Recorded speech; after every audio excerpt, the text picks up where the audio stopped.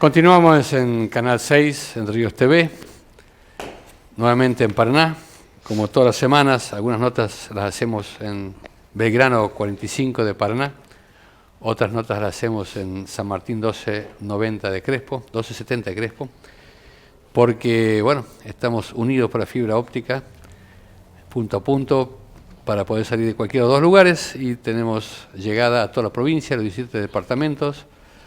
Llegamos a gran parte de Santa Fe, a través de la televisión digital abierta, a través de medios de comunicación que nos van conectando con los videocables, como en Entre Ríos, en total más de 63 videocables, más todos aquellos que están en Argentina, a través de los sistemas, otros sistemas que nos comunican desde Tierra Fuego. Hay canales de videocables de Tierra Fuego, canales en Jujuy, Salta, Mendoza, en distintos lugares, donde nos llaman diciendo, estamos viendo Canal 6. Es muy lindo esto, ¿no? Porque estamos llegando a 350 localidades confirmadas hasta el día de hoy. ¿Qué vamos a tratar hoy en Paraná?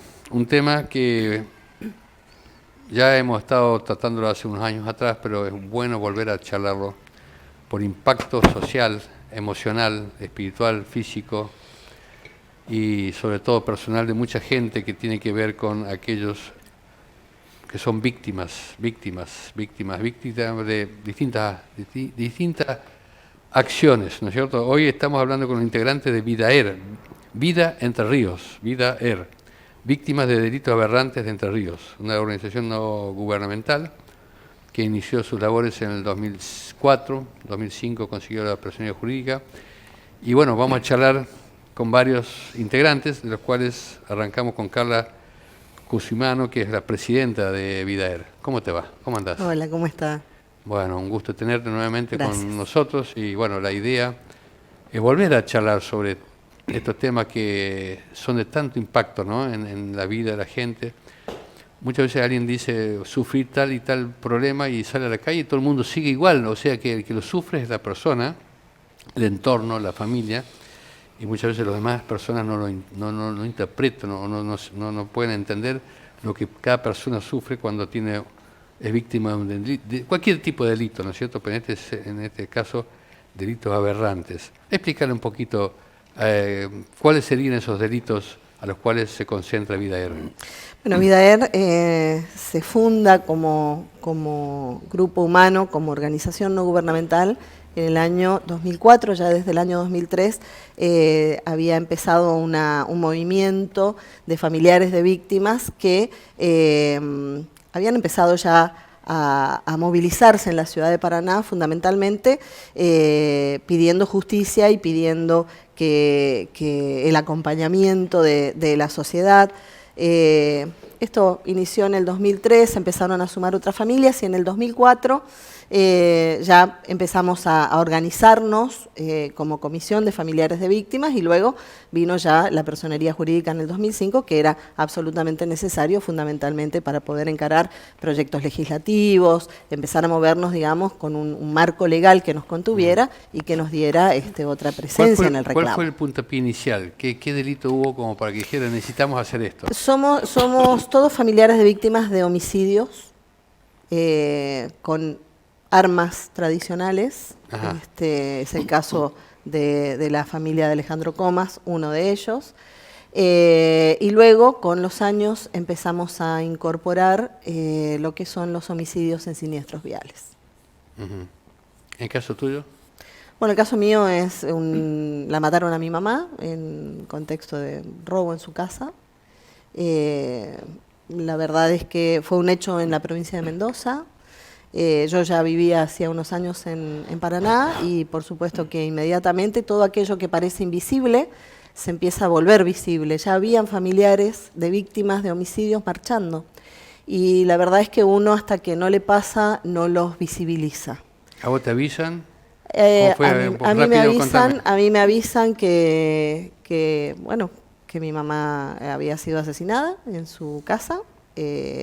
Inmediatamente viajamos, por supuesto, con todo lo que eso implica por la distancia, el hecho de no saber bien qué es lo que había pasado, de que nadie explique bien qué es lo que sucede. ¿Estaba sola ella? Estaba sola, sí, estaba sola. ¿Entraron a casa y la mataron? Sí, sí. Para robarle. Sí, exactamente. Un departamento, en realidad. Ella vivía en un departamento muy seguro. Evidentemente alguien con algún ardid logró que ella le abriera, le franqueara el ingreso. Y bueno, la mataron.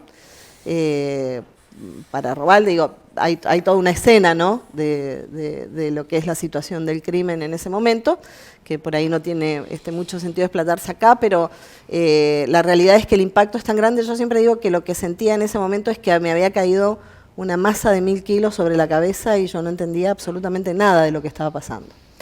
Y bueno, viajamos inmediatamente y llegamos allá, nos encontramos con una cantidad de dudas y de que nunca nadie las pudo en realidad responder, porque en el 2003, 2004, mi mamá la matan el 20 de abril de 2004, la justicia de Mendoza era tan deficiente como la justicia de acá de Entre Ríos. Entonces la verdad es que hubo una sola realidad que me dijeron en ese momento, quien estaba a cargo de la investigación, y es que este tipo de delitos, cuando no se resuelven a las 48, 72 horas, después se diluye y es muy difícil poder llegar a al culpable, ¿no? ¿En el caso de tu mamá se llegó o no? No. ¿Nunca se supo? Nunca se supo. El asesino anda suelto. Exactamente. Sí. ¿Y eso te impulsó a vos a movilizarte? A unirme a estas otras familias que ya se estaban movilizando acá en Paraná. Y bueno, para mí fueron sin duda el motor y la contención para poder seguir adelante. Algo de estadístico, yo sé que por ahí te molesto con un dato que a lo mejor no sé si los tienes o no. Cada 100 asesinatos, ¿cuánto se descubre el victimario, o sea, de caso el asesino o quien sea, ¿no es cierto?, el ladrón, lo que sea, tiene pena de cárcel? Depende del delito, ¿no? Si estamos hablando de homicidios puntualmente, hoy en la provincia creo que estamos frente a una situación donde son descubiertos, digamos. El tema por ahí viene después en la justicia, ¿no?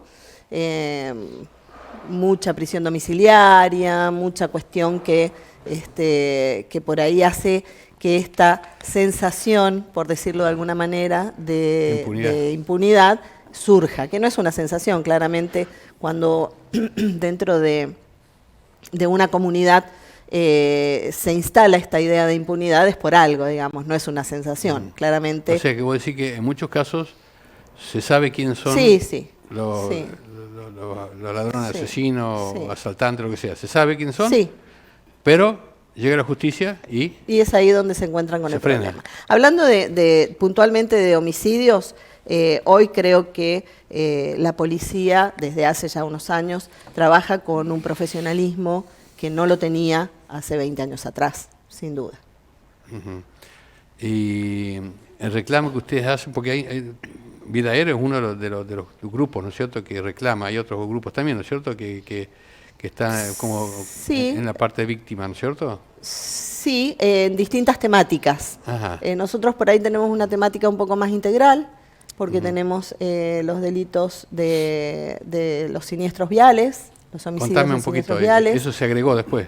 Eso se agregó después cuando nos ofrecen la campaña de concientización para poder desarrollarla en el departamento de Paraná y en otras localidades de la provincia. De hecho, hemos pintado en distintas localidades estrellas. Eso llega en el 2010. Fines del 2010 llega la campaña de concientización vial, pero nosotros en realidad ya teníamos una plantada, digamos, una semilla dentro de la asociación con respecto a esto, que era la causa de Dante Marangoni, que ellos también han sido fundadores de la organización y que a Dante lo matan ahí sobre Avenida Almafuerte, Costich, que era un integrante de la comunidad gitana de Viales, si no me equivoco, y que fue uno de los tantos casos que después de muchos años tuvo una condena de cumplimiento efectivo por siniestro vial. Pero en general no hay castigo. Bueno, en general nosotros tuvimos un cambio de la visión de la justicia sobre los siniestros viales.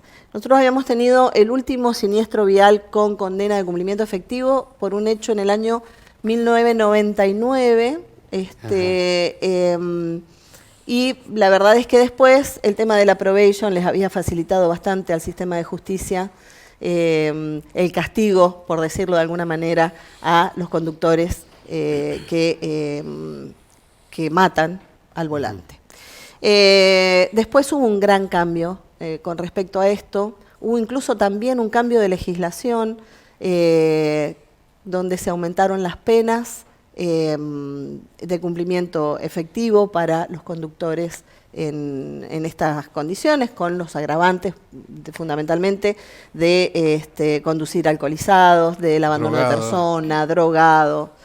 Pero la verdad es que hemos tenido varias condenas dentro de la provincia, en nuestra ciudad, algunas muy resonantes también, de casos muy resonantes, pero estamos viendo una tendencia al regreso de la probation, que si bien nunca se terminó de ir...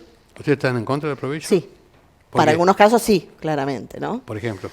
A ver, por ejemplo, cuando un conductor mata a una persona o lesiona gravemente a una persona en estado de alcoholización o drogado o por exceso de velocidad o por no cumplir las normas de tránsito como corresponden.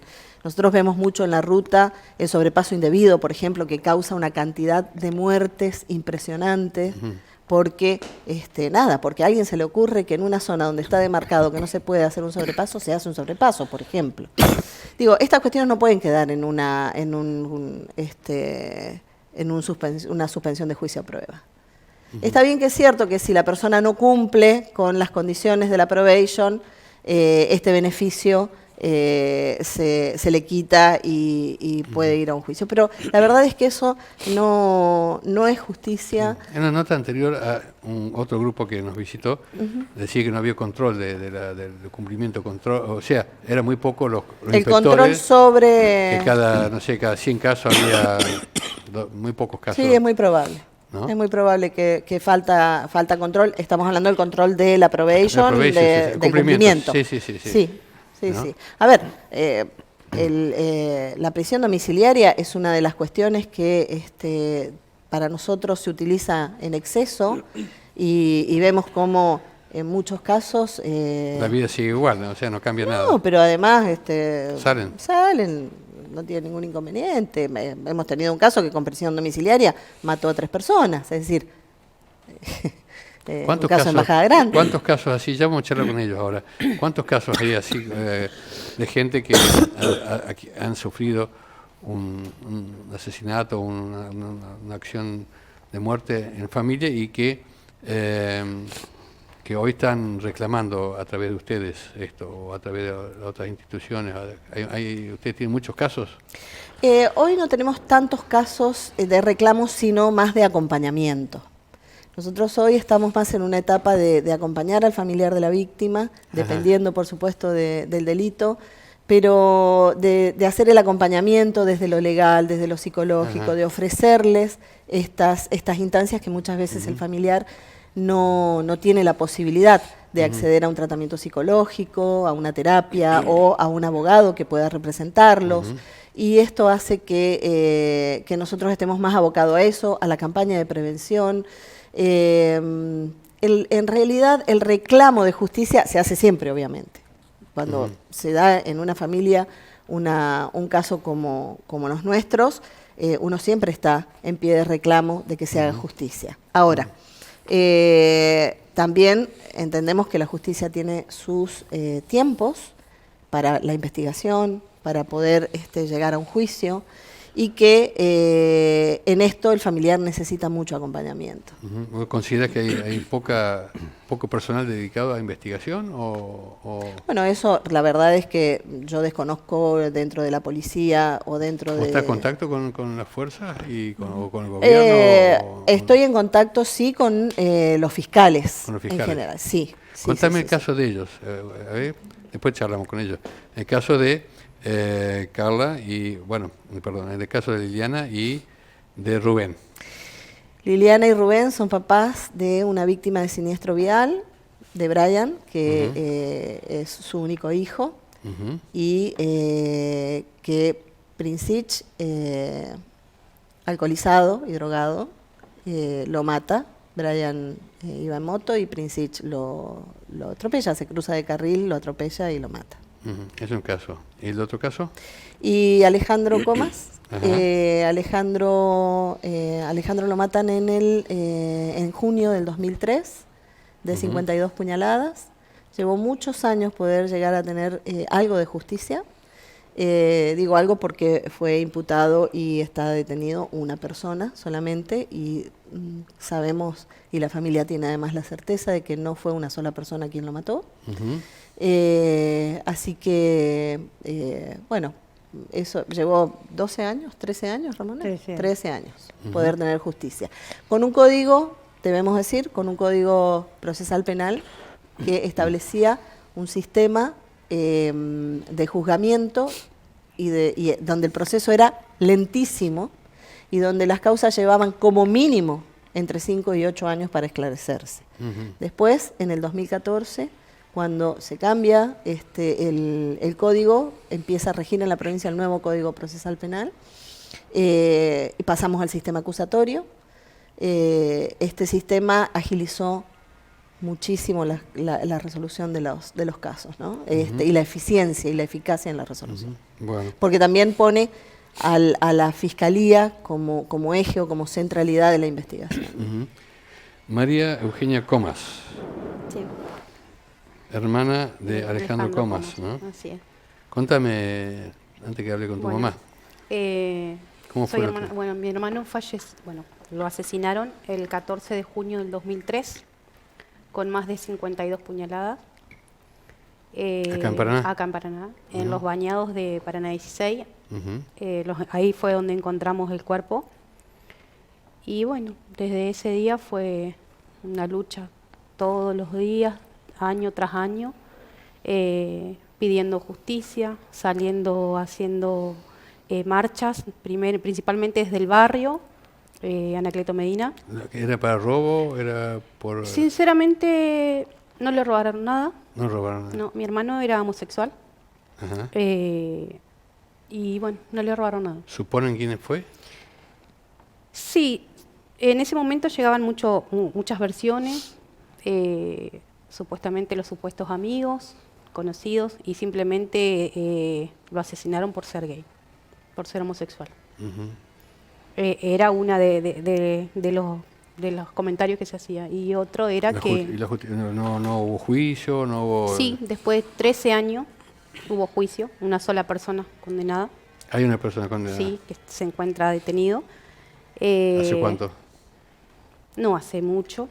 Después porque ellos apelaron. 2015 creo que fue, sí, ¿no? apelaron y demoró un poquito más y después pudo ser detenido. ¿Y es una de las personas que intervino? Sí, supuestamente sí, pero para la familia, para nosotros no. O sea, estuvo, pero hay más participantes. ¿Él estuvo seguro? Sí. ¿Y qué le piden ustedes a la justicia, a la sociedad?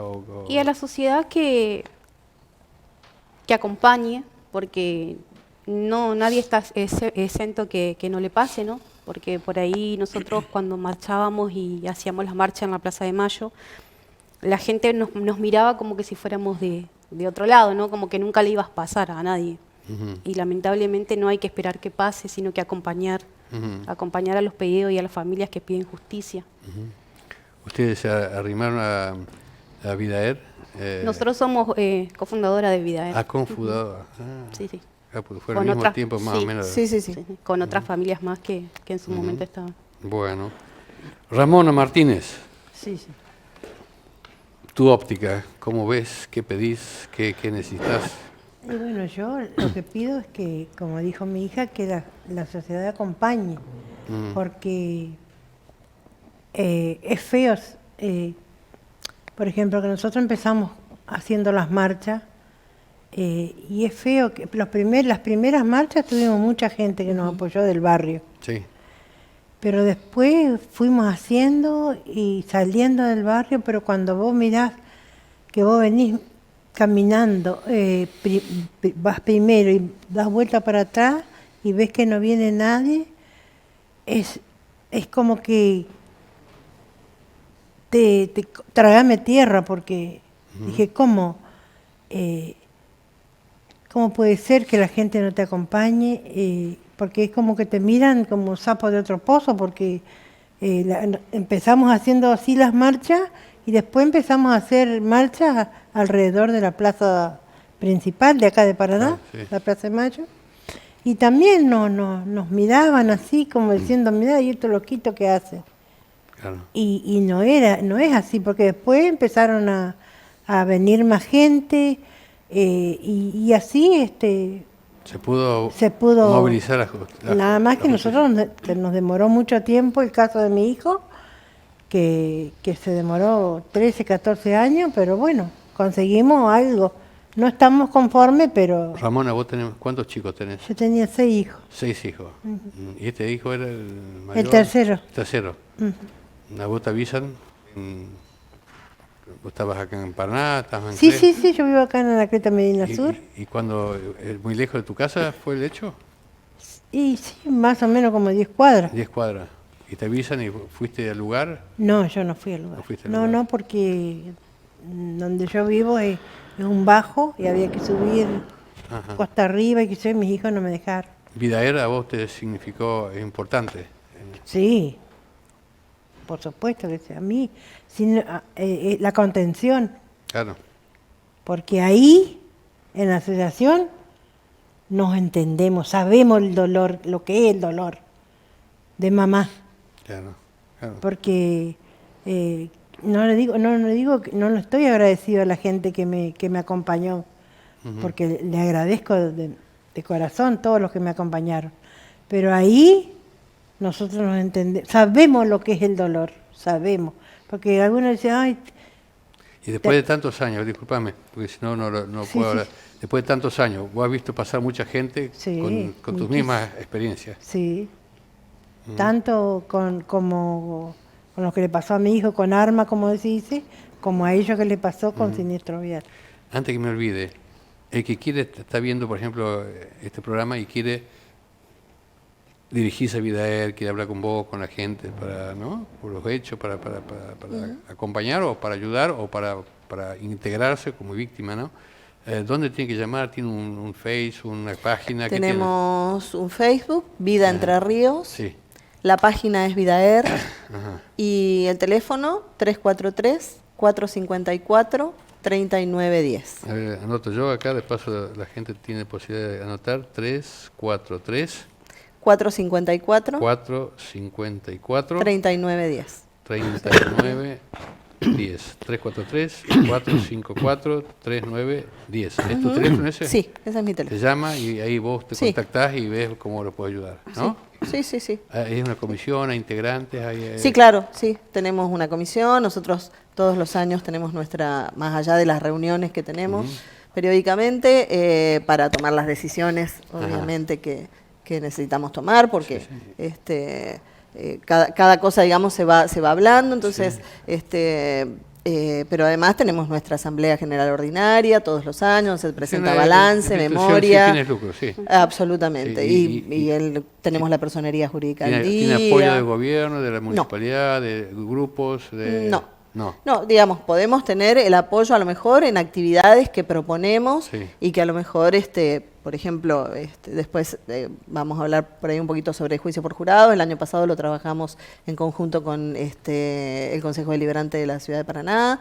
El trabajo, digamos, junto, apoyo en el aspecto económico o demás. Nosotros nos mantenemos con una cuota societaria mínima.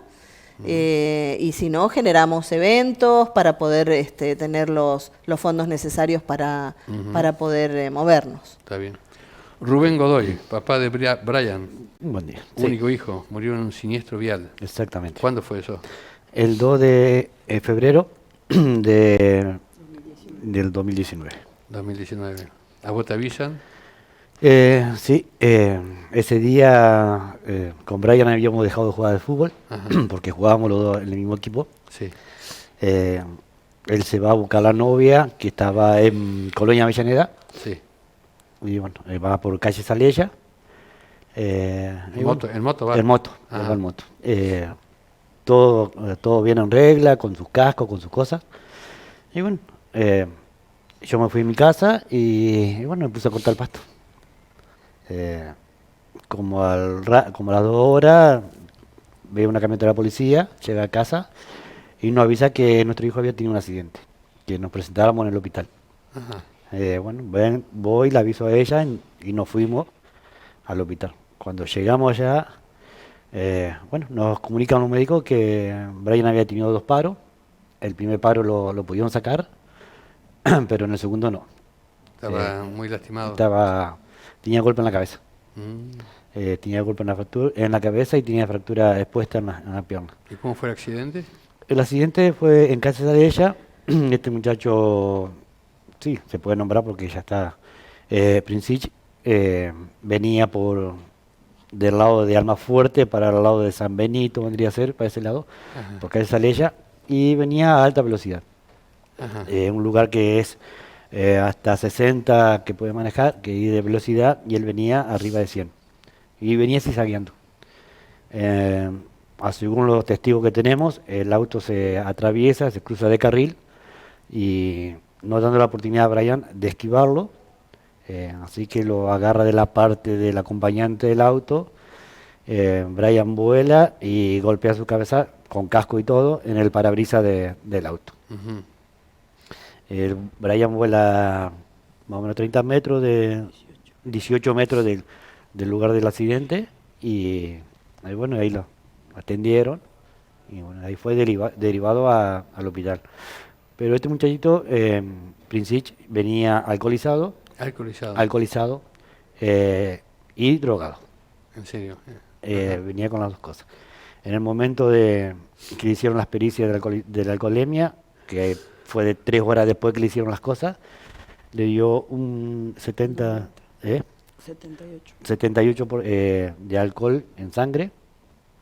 Y bueno, después con el tema del juicio y todo eso, nuestra abogada hizo la retrospectiva a volver al momento del accidente, cuánto tenía él de sangre, de alcohol en sangre.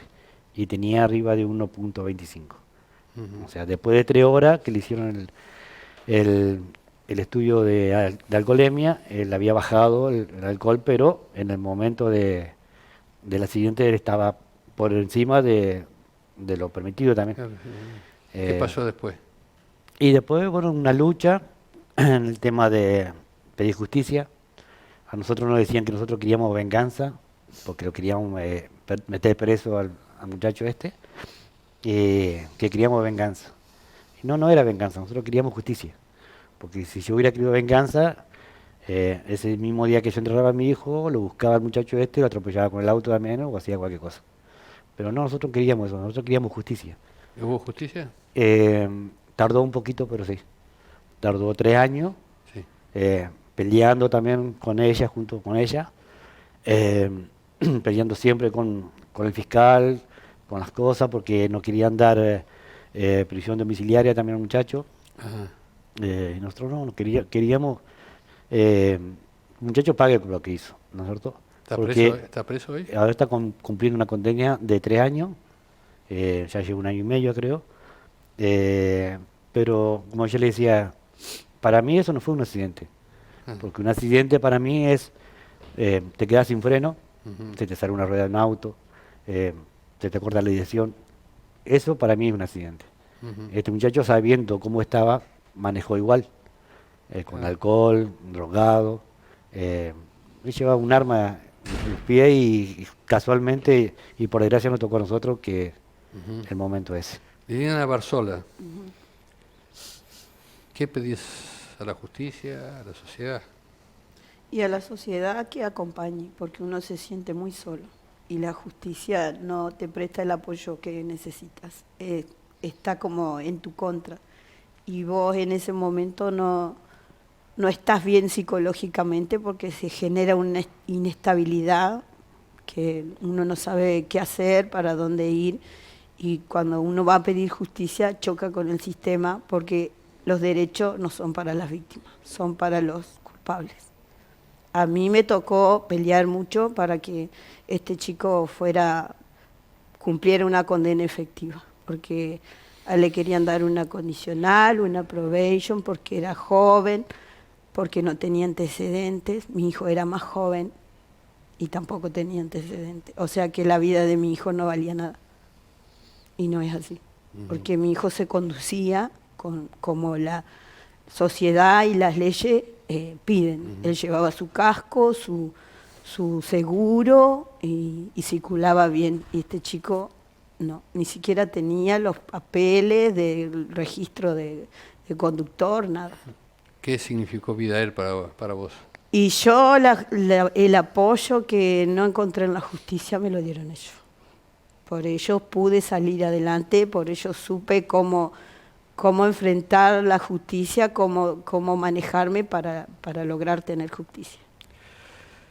Lamentablemente el tiempo ha corrido, quedan muchos temas para charlar todavía. Estos son 2 de los tantos casos que andan navegando ahí buscando tranquilidad, paz, hacia el duelo y encontrar alguna justicia. Algunos lo encuentran, poquito, otros encuentran justicia y siguen peleando. Vidaer para eso está luchando, para que aquellos que son víctimas encuentren un camino, ¿no? Así que gracias, Carla, y bueno, han quedado varios temas que hemos charlado, que íbamos a hablar, pero va a quedar para otro momento. Te invito para que próximamente charlemos específicamente sobre estos temas, y agradezco que hayan venido hasta acá y por lo menos darnos este tiempo. Gracias. Hasta pronto. Hasta pronto.